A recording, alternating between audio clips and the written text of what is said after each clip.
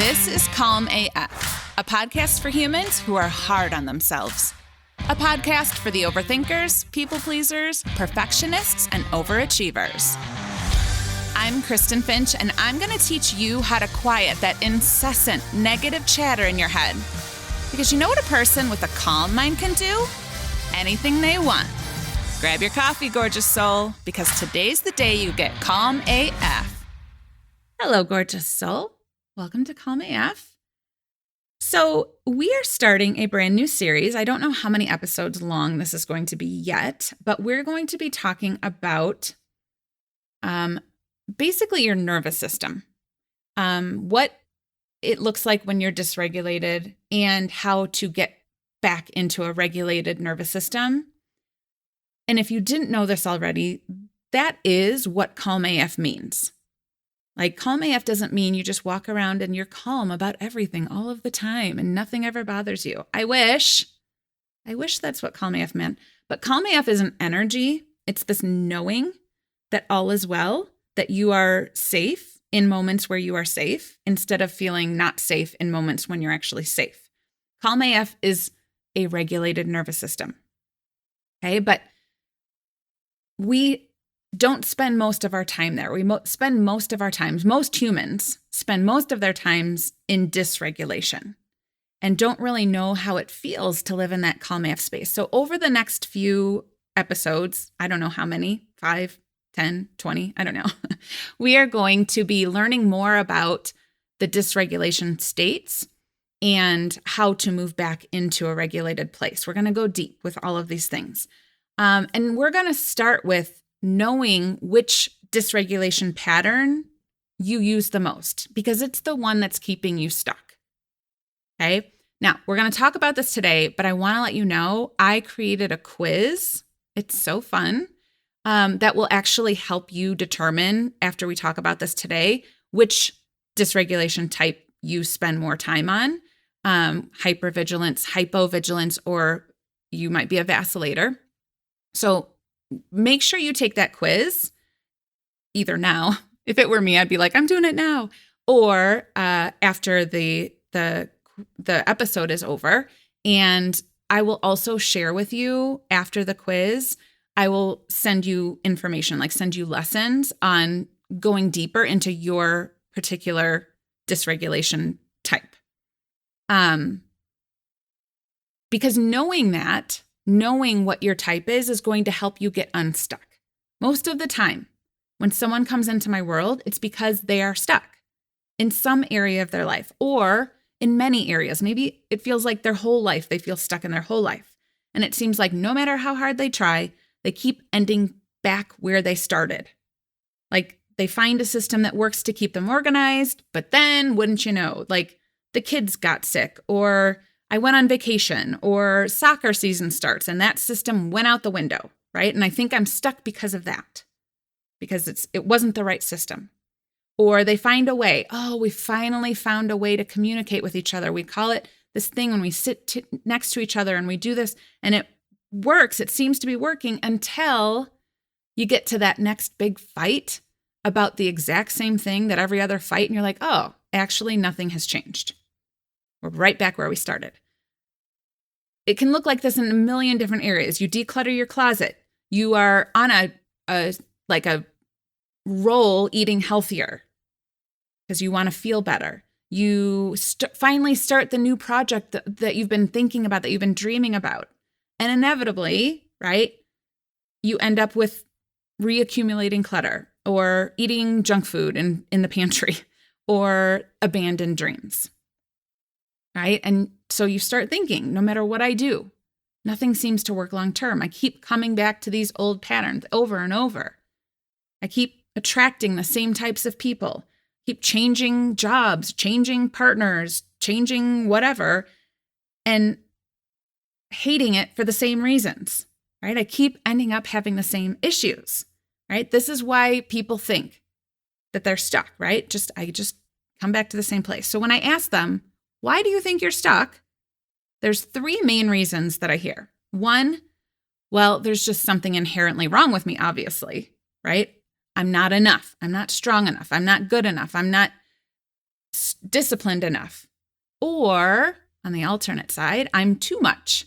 I'm too sensitive. I'm too quiet. I'm too loud. I ask too many questions, right? So there's something inherently wrong with me, or it's not me, it's everybody else, right? Nobody else does anything around here. It's my partner. It's my kids. It's my job. It's my mom. It's the government, right? Or the third reason they think they're stuck is, well, I just haven't found the right solution. I haven't found the right planner yet. I haven't found the right morning routine, the one that I will stick to for the rest of my life. I haven't found the right system that works with my schedule and my brain and my life. Or I haven't found the right person, the right podcast host, the right author, the right whatever, who will just tell me what to do. Tell me the right thing to do. Tell me the right words to say. Tell me what the right decision is to make. You tell me and I'll make it. But I haven't found that person. I haven't found that solution. That's why I'm stuck. Now, by the time they get to me, they're exhausted, overwhelmed from a lifetime of trying to be the person that they think they should be, working so hard to make sure everybody else is happy.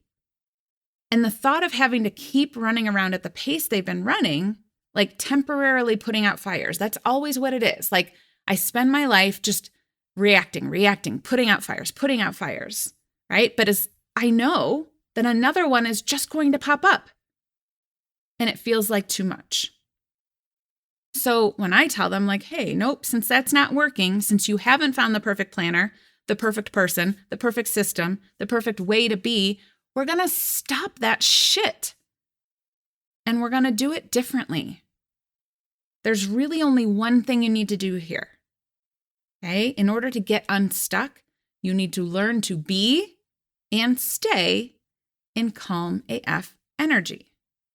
What's calm AF energy is not calm and just blissed out. It's regulated. Okay? We're not talking about calm as a feeling. We're talking about energy. So once you learn how to be calm AF, which is something that you do need to learn, and how to stay, that's really the work in this space, you start to see that you're able to hear your intuition, your own intuition. You're able to make decisions way quicker than you used to. Every week in Calm AF Life, we do small group coaching calls.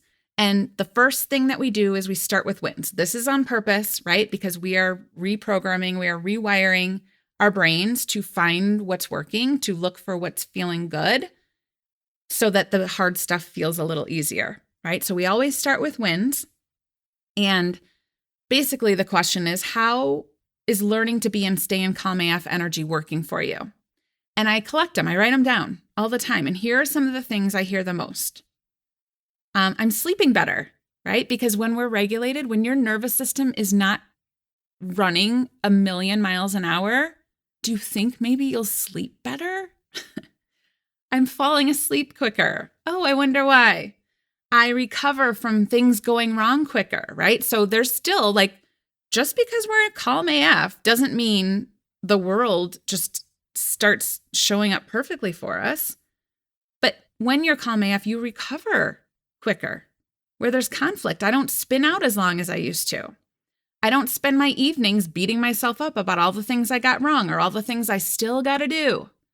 I'm not numbing out as much anymore. I am able to be more present. Instead of being in my head all the time, I'm more in my body. I'm more present. My cortisol levels are better. I love when people like go in for their checkups and they're like, my doctor asked me what's working because all of my numbers look better. And this is it, right? Like, yes, it's also because I'm eating different because I don't have to like binge eat anymore, but my cortisol levels are better. I make decisions quicker. I'm not afraid of making the wrong decisions. I'm not afraid to fail. I'm just having more fun. Life just feels better. And that's probably the biggest thing, right? It's that people just feel better. When you learn how to spend more of your time in a regulated state, you will just feel better no matter what is going on around you. And what people usually follow that up with is, and it's so much easier than I thought it would be. Yes, because instead of trying to fix your marriage, fix your body, fix your career, fix your flaws or your past or your house, You just focus on one thing. How can I show up Calm AF today? How can I show up more aligned with Calm AF in this moment? And then again in the next moment. It is way easier to just do this one thing than trying to fix a million things. But there's a reason why learning to be and stay in Calm AF energy doesn't happen on your own. And I don't think it does. If it doesn't for me, at least not permanently. Okay, first, because you've spent 95% of your life not in Calm AF energy. And no judgment.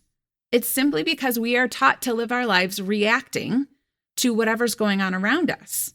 We're taught that somehow we're in control of everyone else's feelings and their moods, and they are in control of us. So like everyone's walking around powerless to whatever's happening around them.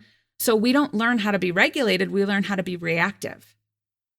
We're taught to fix the dysregulation occurring in other people, which isn't even possible, right? And this is why you feel stuck, because it's not possible. You can't fix another person. You can't regulate them when you're doing it so that you can be regulated. Like neither of you are ever going to learn how to be regulated if you're just trying to do it for each other all the time. It's why you keep ending back in old patterns, back where you started, because you can't actually control things that are happening outside of you. You can't actually change or fix someone else's dysregulation. You can be supportive in it, right? Like, yes, of course, when you show up, when your child is having a meltdown, you know that showing up and meeting their energy or matching their energy isn't going to help anyone, right? So you stay calm, and yes, it brings them back into a state of regulation. But when you are out there energy managing or people pleasing, you aren't doing that from regulated energy. You're doing it because, like, I need you to get your shit together so I can get my shit together. And really, you need to stop working so hard on shit you can't control. To learn how to be and stay in Calm AF energy means you have to get to know your own dysregulation patterns. You have to get to be empowered and in control of your own dysregulation. When you get to know your own nervous system, what triggers you? What puts you into that dysregulated state?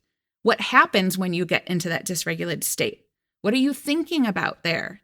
How does it feel when you're there? What do you do when you're dysregulated? When you get to know the stories behind your dysregulation, then you can start taking control of how you're showing up instead of feeling powerless to everything that's happening that's outside of your control. Think about that. If you didn't feel like you were in charge of the world, everyone's thoughts, everyone's moods, everyone's happiness, everyone's unhappiness, what everybody's doing, how everyone's showing up in the world, if you only had to be in charge of you, I mean, that's a lot easier, isn't it? You learn how to get regulated, and so you can be regulated even when everything else around you is dysregulated. Way easier than being like, I have to fix her, and I have to fix him, and I have to fix that, and I have to fix the government, and also the weather. So, how do you get to know your own dysregulation pattern? Well, first, like I said, you need to figure out which pattern you spend the most time in. So in Calm AF Life, over the last month or so, we have been digging deep into a tool I created called the Calm AF scale. So I want you to picture like a number scale. On the left side is -10, and the right side is +10. So negative side of the scale, this represents hypovigilance. So hypo is just a prefix that means like under. So under-regulated, under-aroused. It's like low energy, heavy energy, right? We also lovingly call the hypo side of the scale the fuck it side of the scale, because this is when you're just like, fuck it, I'm done. Nothing's working, I'm done. The other side of the scale, the +10 side, is hypervigilance. That prefix means excessive, over-aroused, over-regulated, right? Hypervigilantly trying to control the world around us so that maybe we can feel better, only, as we already talked about. That doesn't work. So the center of this scale is Calm AF, regulated energy. It's that deep knowing that I am okay. I am in charge of me. And that, I range the Calm AF range, I would say, from like -3 to +3. And the goal of learning Calm AF is to get to know how this feels, how this -3 to +3 Calm AF sweet spot feels like, because most of us haven't spent a lot of time there. We've spent a lot of time being dysregulated, trying to regulate other people so that maybe I can get into Calm AF, but we never really do because there's always something else to do once we get there. We are very experienced living in hypervigilance.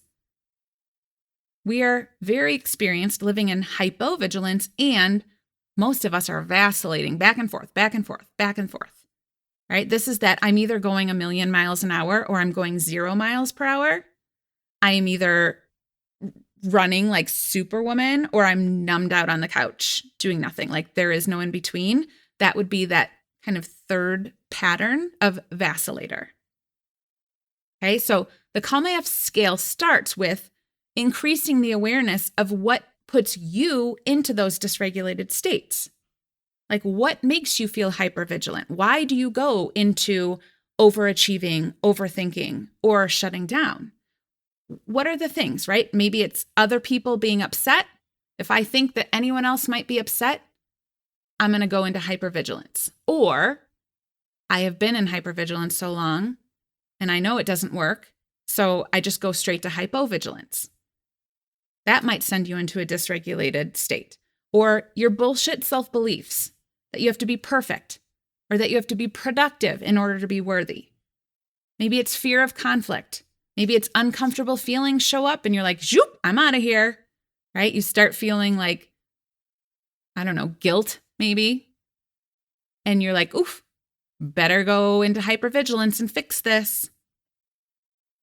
So when you start knowing your pattern, you have to have a deep awareness of how it looks for you specifically, individually, when you are in your dysregulation pattern so that you can stop them quicker. It's not so we can never have that again, right? Like we are human beings and we are always going to be triggered by other human beings. It's just a fact. Okay, but when you spend more time learning how to be and stay in Calm AF, those things, you don't have to stay in hypervigilance very long because you're aware, oh, every time I find myself bolting to the other room, I know that's a clue that I'm in hypervigilance. Okay, now that I know I'm here, I can just pull myself back into regulation because I know that hypervigilance isn't going to get me what I want. You need to have a deep awareness so that you can pause and make a choice not to repeat the pattern, not to stay there. Maybe I'm here in hypovigilance, I'm shut down on the couch, but I don't have to stay here, right? And you need to also have a deep awareness so that you can learn how it feels to be Calm AF. All right, so over the next few episodes, we are going to dive deep. I'm going to spend whole episodes teaching you about the 3 different patterns of dysregulation: hypervigilance, hypovigilance, or vacillating between the two, so that you can get clearer on them. Which pattern you spend most of your time in. We all spend time in all 3. You will, as we go through the next few weeks, you will notice like, oh, like I definitely do that too. Like I do all 3. I get into all 3 patterns, but there's probably one that you spend most of your time in. And the more awareness you have of all of it, the easier it will be for you to start aligning back into that Calm AF sweet spot. So, like I said, I made you a quiz. The link is in the show notes. It will help you learn your pattern, and then we will dive deeper into your pattern. Okay? It will take you like 3 minutes. And then, like I said, afterwards, I will send you more information on your specific pattern so that you start getting that deeper awareness. But also make sure you're subscribed to the podcast because, like I said, even though maybe your dominant pattern is you're a vacillator, you still want to be informed and have awareness of your hyper and hypo sides and what it seems like, how you get there, what triggers you, and how to move back into that center place. Okay? All right, go do the quiz. You'll know your dominant pattern, and then you'll start getting those lessons right away. If for some reason I've been having a little email trouble, if for some reason you don't see the email come in, check your spam, check your junk, check your promotional folder. It seems that sometimes my emails are heading there. And if they are, make sure that you add me as like a contact or move me into your inbox so that the rest of the emails don't go into the junk mail. All right. I will see you next week where we will start diving deep into the hyper-vigilant side of the Calm AF scale. All right. Have an amazing rest of your week. I love you so much. See you next time. Thanks for listening. And before you go, one more thing. So as you know, I am slightly obsessed with helping as many humans tap into their calm AFness as possible. So if this podcast has helped you, would you please leave a review, make sure you're subscribed, and share it with your friends. Also, make sure you head on over to KristenFinch.com to see how you can work with me. You can sign up for my emails and get any other goodies I have available. Until next week, I love you so much. I am so grateful that you're here. I'll see you next time.